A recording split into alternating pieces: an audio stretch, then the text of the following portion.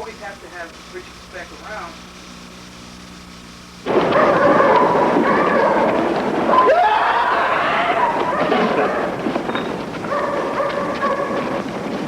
The only thing that's keeping me from being a mass murderer like Richard Speck is the invasions that I do and my paintings. So I always have to have Richard Speck around to make sure that I don't end up behind bars. I know where he's coming from, but I'm not, but I don't want to end up like that. I don't know where the hatred of people came from, but there was something going on inside of me, and I just had to lash out.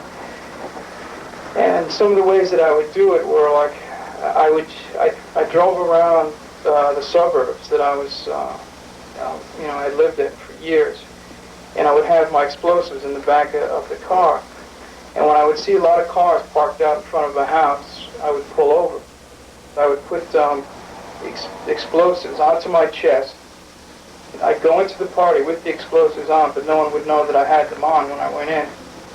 And I'd start to talk to the people at the party, like I'd go up to a pretty girl, and I'd say something like, "Hey, I don't want to fuck you, honey. I just want to spray your snatch with a shoehorn and plant asparagus in it. You know what I'm talking about?" So the girl would usually get really upset, and she'd run over to her boyfriend and say, "That motherfucker just insulted me. Kick his ass." If the guy did get closer, or if I just thought it was time, I would pull out my lighter. And I would, instead of just lighting the fuse at that time, what I usually did was I would light the shirt on fire. And the shirt would cause the explosives to go off. And at that point, I was just exploding like crazy, and the people in the party would just flip out. They didn't know if they were going to die, what was going on, if I was dying, and people would scream, and they'd run under the tables, and the smoke would just billow out and cover the whole place, so that no one even knew where they were going. They would crash into the delicate china, things would go flying on the floor, and in the confusion and the hysteria, I would just run out before the cops got there.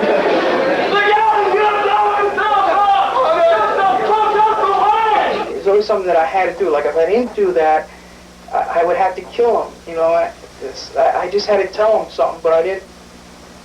I told him as hard as I could without killing him. Okay, brothers and sisters. Time for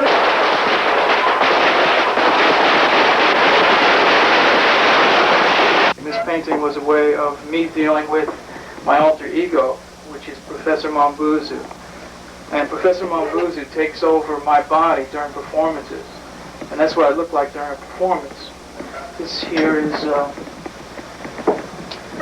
the god of the explosion, which is smoke coming out of my stomach.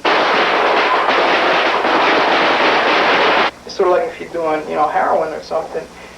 You get a this rush from exploding, but you want to do a little more each time you explode. Somehow they had heard about me at the kitchen, and they wanted to hire me, and they must have known very little about me.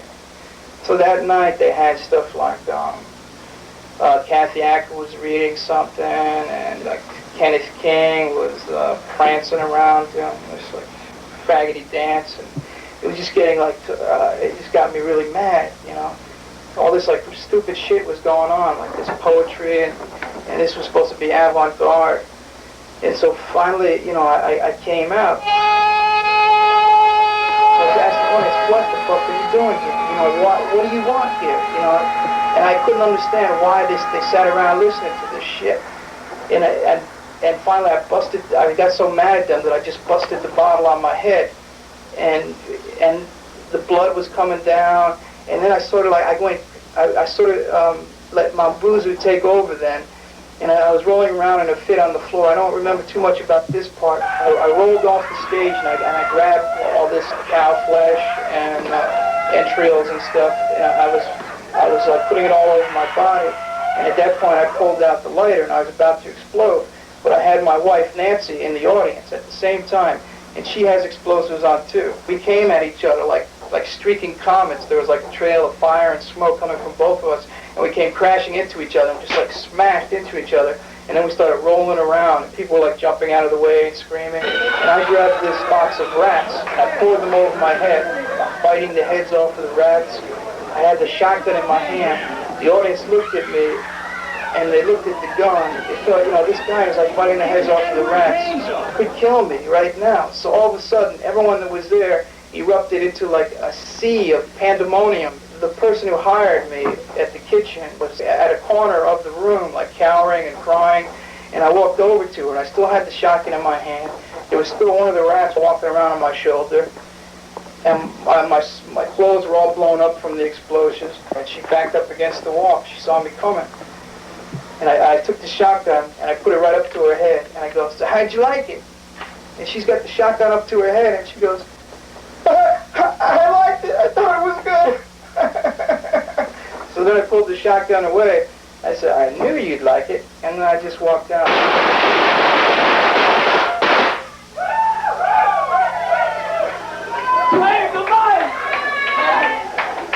It's inevitable that there's going to be more. And maybe one day it'll kill me. I don't know. But I just need to do more and more.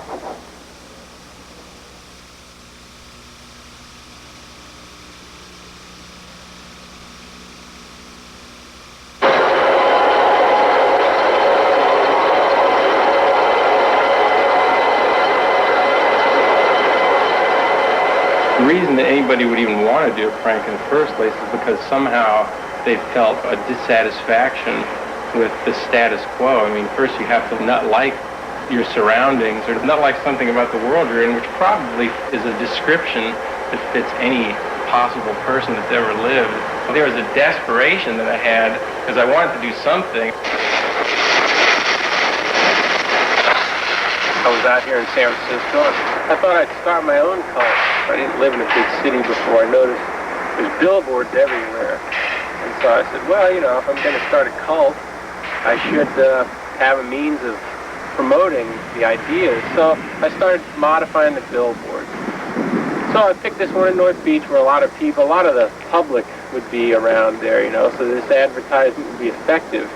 Okay, it was a Gino's Crusty Bread Pizza, and Gino, sort of semi-balding, middle-aged guy you'd tend to trust, was holding a pizza box in front of himself saying, try my crusty bread pizza. Like, I'm just a middle-aged schmuck. I went up there and made a bunch of modifications. For one thing, I got rid of all that pathetic try my pizza kind of stuff, and I said, what is the significant word here? And I said, Ed, crusty bread. And I said, Ed, right, dead. So I erased all the letters there except dead. This is selling the product on the box. It's the dead product.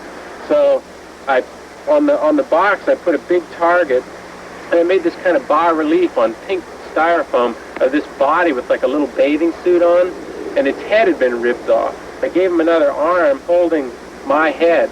I did this like realistic drawing of my head with all the kind of guts hanging out the bottom of it. And then I said, well, obviously the implication is that Gino killed this person, which was like my image, right? This is when it gets kind of arty, just bear with me. So then I said, well, he's an executioner. Gino was the kind of guy that I looked at him, I said, he would never kill anybody just without a mask on or something. He would be more discreet than that. So I put that up, and then I got this nice little thing and very neatly letter set it and then copied it so it looked typeset. And it said, this billboard modification has been made possible through a grant from the National Endowment for the Arts.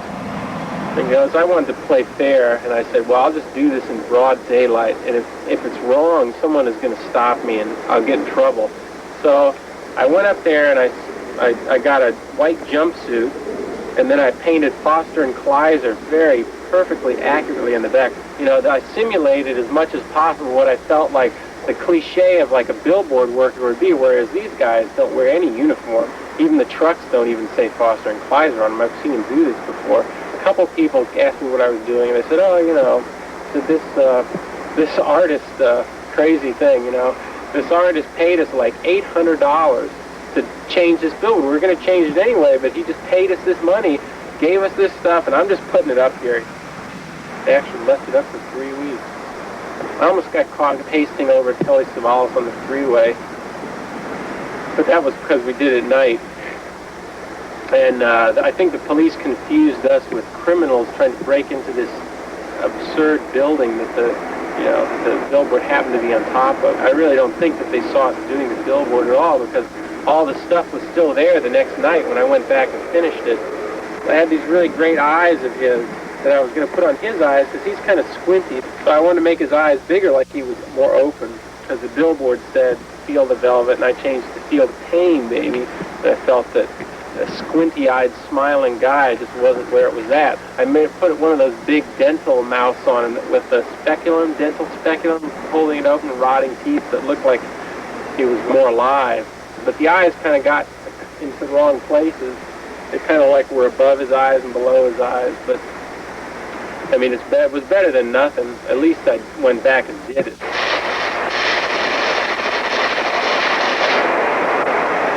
Any good prankster should engage in activities that they can get away with, because part of being able to do a prank is being able to not get caught for it.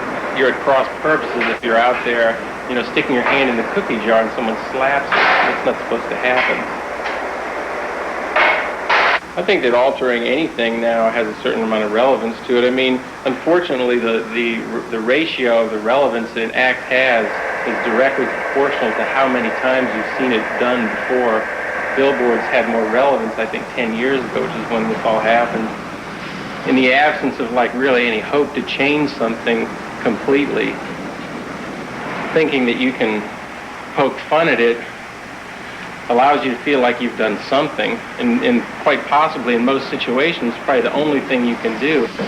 I don't think you can really underplay the value of just a single, seemingly insignificant sort of attack on something, because, you know, in fact, those little jibes and rubs can permeate through a culture and become like these sort of mythological, sort of legendary events that galvanize other people who have similar feelings.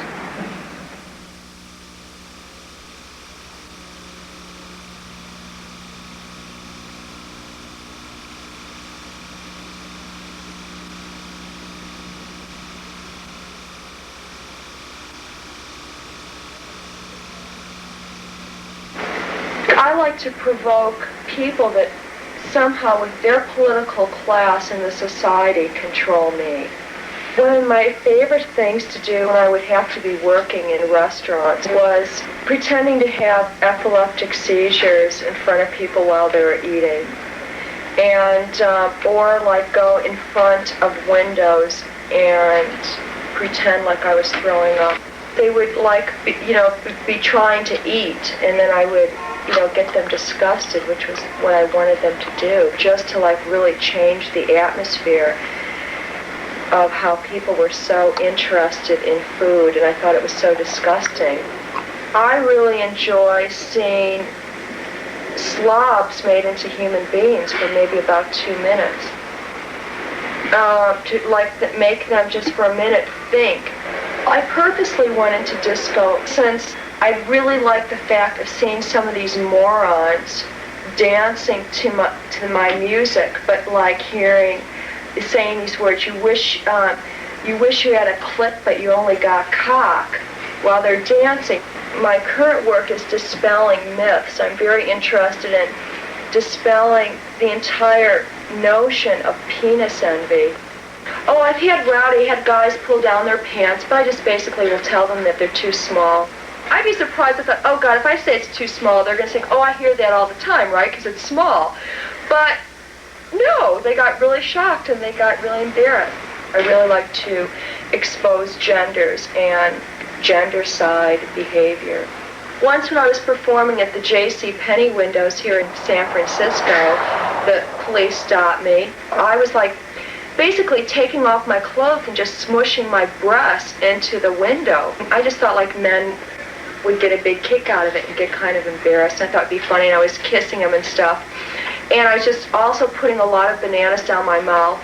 And a man in a motorcycle was coming up into J.C. Penney's and into the window, and we'd be driving around in the windows and bringing me things and stuff. And I would go on the motorcycle naked, because I think that's also a really big fantasy of a woman naked on a motorcycle. Before I was able to get on the motorcycle, they put me in a squad car. And the policeman said, because we got a call that there is a woman who's either insane, on drugs, or sexually out there. But I continued my performance in the squad car, which I thought was pretty good. I got myself like on that little top by the window, and I was pressing my body against the windows. But you know, in San Francisco, everything happens, and people are just saying, sure, yeah, it's art, man. When I was in Texas this year, I was asked, are you going to be showing pubic hairs? And I said, well, what about butt hairs, or, you know, the hairs down here in my legs? And they said, well, God, we'll have to call up our lawyers. So they called up their lawyers to find out whether or not butt hairs are pubic hairs, or, you know, this. And they said, look, we'll send you in, we'll get a wax job for you, because we're serving liquor, and you can't show pubic hairs and serve liquor. Now, and I say, does that mean that you can show a waxed, you know, pussy? They said, well, maybe, because what they used to do down the street at the Condor Club is they used to have these things called pussy wigs, where you, in order to fool them and to serve alcohol, is that you would get fitted for a special little pussy wig, like a little toupee. Is that not incredible? You'd get shaved, and they thought they were seeing pussy hair, but they weren't. It was a wig. I got in so much trouble saying the word dwarf for performance. I have a performance called I Like the Dwarf on the Table When I Give Him Head, and I was going to present it at a women's art conference, and I got banned unless I would change the title to I Like People of Short Stature on the Table When I Give Them Head. And I said I refused it because dwarf is such a much prettier word. It has that D, W, and F in it. You know, I mean, it isn't so much the dwarf, it's the word. The word is a beautiful word. Dwarf is a beautiful word. And I said short stature is like, you know, shit on a stick. It just doesn't have the same kind of feeling to it. So I got banned. Really, in our society, the only power that the lower class or lower middle class have anymore is language, power of language. And now a lot of the political structure wants to control that with like PMRC, or even you see these threats with books being taken out of the school system, the religious burning of records, are really subtle forms of the fear of a power that you know, middle class or lower middle class still have, and that really is something you can't buy.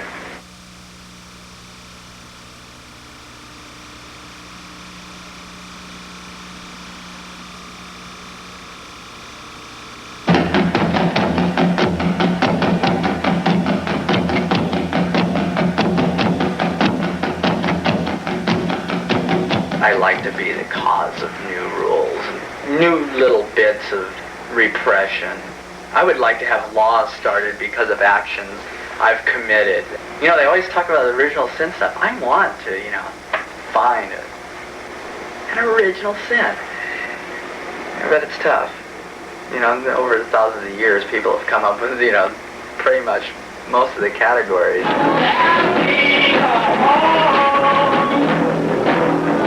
Ah, yes, Specklesgate.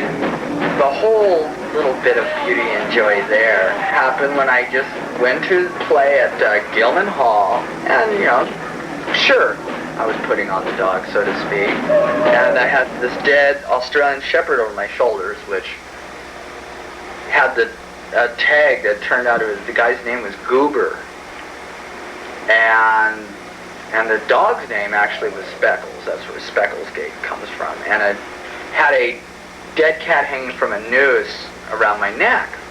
I started off with Lassie, come home, and a bunch of punks who like to give hugs types got rather upset about the whole thing and related their feelings during the show. Look, we all like to share and relate with you all. But you've got other things to do right now. I was trying to be ever so polite.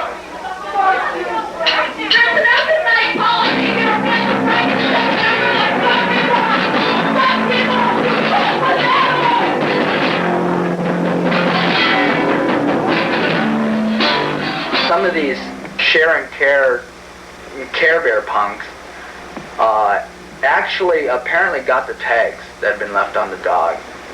And they called the owner and said, "We just saw your dog at a rock concert." I rather enjoyed the media. They were really fact-oriented, but they managed to get every single fact wrong. And the thing went out on AP, and apparently newspapers in Australia were carrying it and everything. And so I call up a friend of mine, and he said, "Well, I suppose you know about being in the Weekly World News." And at first I thought it was a joke, and I practically worshipped that magazine. But they convinced me it was the case, so I ran out and got a copy, and there it was. Rock star throws dead animals into audience. And my heart just went pitter-pat. There's a big difference between life and survival. When you're at work, you're doing the usual things, you call that life?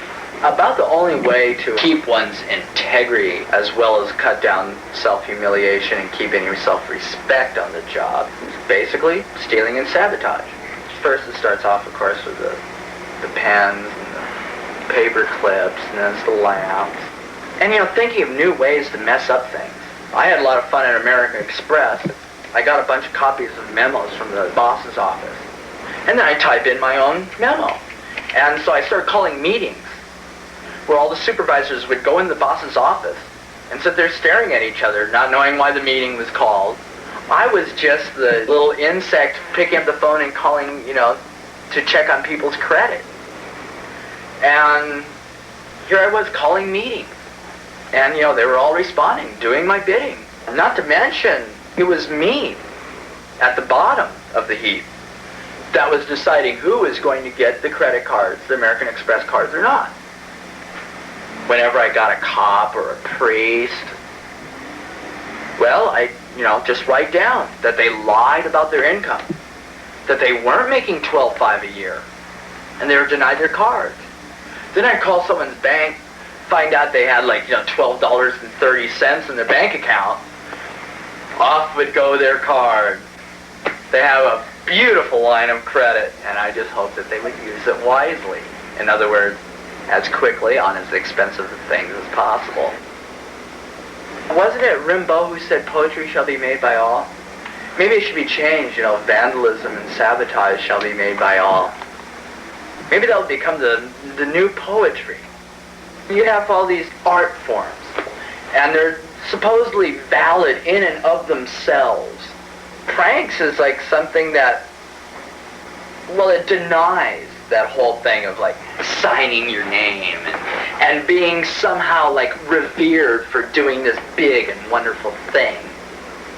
After the Specklesgate incident, this one article said, well, what do you do when art crosses that fine border tape into crime? It's great. That meant it was a success. Because unless you cross that border tape, crime is honorable. Art is a disgusting mess.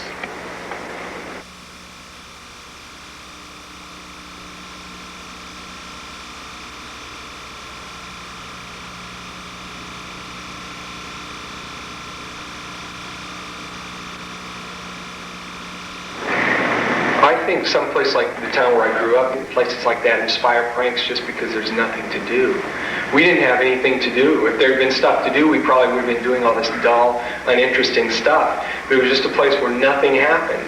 So if we wanted anything to happen, we had to do it ourselves. It started out, I think, out of just juvenile delinquency, just raising hell. And then at a certain point, just the whole process became more gratifying than any actual aim we would have for it, to where it would be fun just to go out and play games with people, screw around with their thoughts. And it seemed like in school, like in high school, there was opportunities for doing something like that each and every single day. They'd say, I'm afraid you've made a big mistake this time, Boyd. You're in some deep trouble. The teacher would tell me that, and he'd send me up to the principal, and then the principal would tell me that I had made a very grave error and was in big, big trouble. I'm going to have to tell your parents about this. And then I'd go home, my parents would say, well, the principal of your school called today, and he told us that you got in some real trouble. You know, it was like everybody, trouble, trouble, trouble. Everybody was always talking about trouble, but I never saw it. You know, it was just trouble to them because I was doing something that they didn't think was right. When I was 16 or something, I worked at Taco Bell for just a very short while, just long enough to cause enough trouble to get kicked out of there. I made this dish when I worked in a Taco Bell. You know, they have the things out front, tostada, quesadilla, these Mexican dishes with little accent marks over them.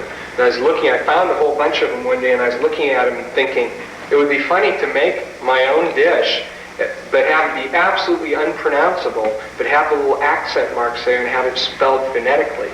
And so I did this. I made something called a bean kerchacher, and made the sign. I made the whole dish, and I had it really irresistible, like 39 cents each, but if you bought one, there's an introductory thing where you get another one free.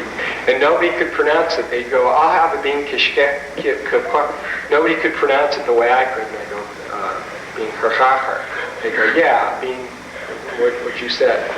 So there are these really unpleasant things. They're mostly lettuce, this dry, salty lettuce, and some dry tortillas.